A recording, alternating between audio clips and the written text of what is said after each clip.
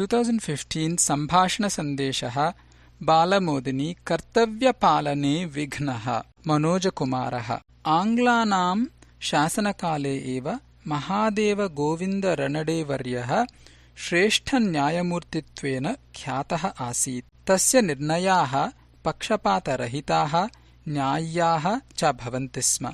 कदाचित् सः स्थानपरिवर्तनं प्राप्य कोल्हापुरम् आगतवान्। तस्य पितामात्रादयः तत्रैव निवसन्ति स्म। बहवः बान्धवाः अपि तत्र आसन्। कदाचित् कश्चन बन्धुः महादेवरणडेवर्यस्य पितरं दृष्ट्वा अवदत्, मत्सम्बन्धी कश्चन व्यवहारः न्यायालये अस्ति। भवतः पुत्रः एव न्यायाधीशः।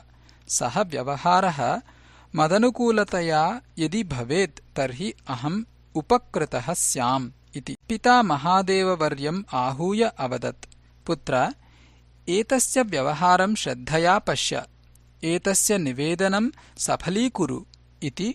रानडेवर्यः किमपि वचनं न अवदत्। तस्य बन्धोः निर्गमनस्य अनन्तरं सः पितरम् अवदत्, अस्मिन् नगरे अस्माकं बान्धवाः बहवः, सुहृदः अपि मम अनेके। यदि न्यायव्यवहारविषये सम्भाषणाय भवता मया वा अवसरः दीयेत तर्हि बहवः गृहं प्रति आगच्छेयुः स्वानुकूलतया निर्णयं प्राप्तुम्। दाक्षिण्यवशात् यदि एतादृशाय अवसरः दीयेत तर्हि न्यायनिर्णयः न्याय्यः न भवेत्। न्यायालयव्यवहारसम्बद्धेन केनचित् सह गृहे मेलनं, तेन सह सम्भाषणं वा अनुचितम् इति मम अभिप्रायः। सत्यनिष्ठतया निष्पक्षपाततया च न्यायनिर्णयः प्रचलेत्।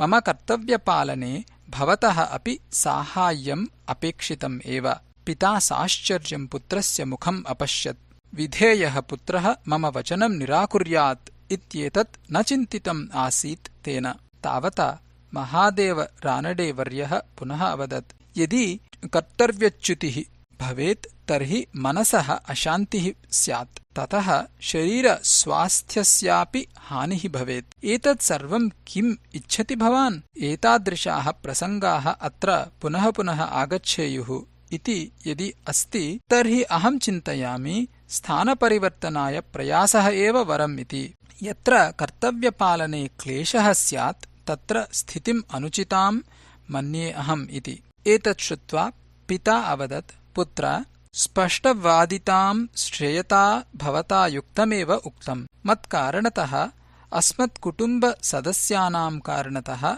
वा भवतः कर्तव्यपालनकार्ये विघ्नः न भविष्यति। भवान् निश्चिन्ततया तिष्ठतु इति।